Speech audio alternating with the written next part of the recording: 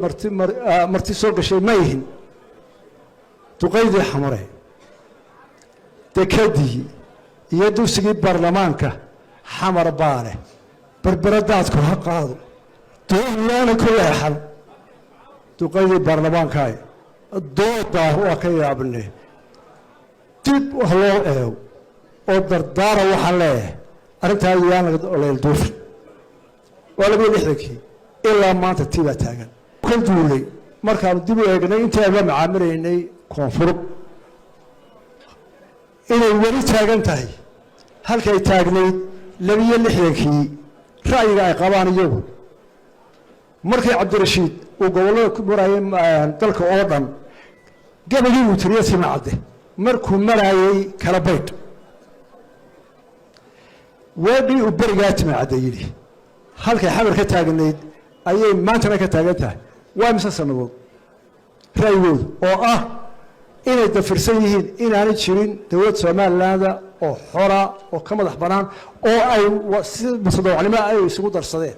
weli ma aaminsana maanta xamar ku jooga timacadde muxuu nimankii kala daaqada ka tuuray in dantooda ka leexan ee isticmaalkii diidiyaanu ahayn duddadaanu ahayn dowlad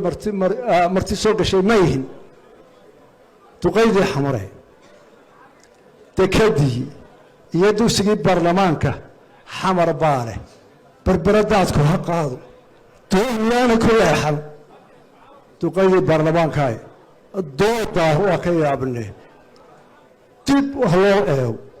oo dardaara waxaan leeyahay arrintaa yaan leel duufin waa 26kii ilaa maanta tiibaa taagan waxaanu eegnay oonu inta badan goobjoog u ahayn axmed silaayo dowladdiisii oonu kulmeeda ahayn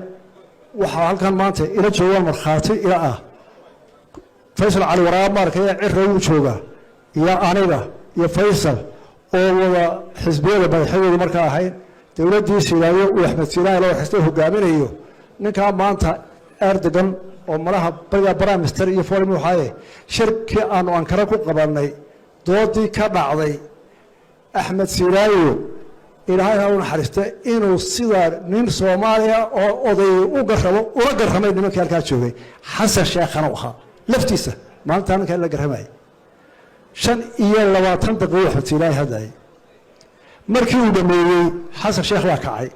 wuxuu yidhi waa ku raacsanahay axmed silaayo waxa uu sheegay dhona walaalkaya laakiin waxaan leeyahay ha inaanu kala lugnayna kala go'o kala warshada la qaatay dhammaanta iyo kala warshada maanta ayaanu diidnay saddexdii xisbiyada goobjoog baanu ku ahayn 12 shir oo dhacay sagaalkaas sannadood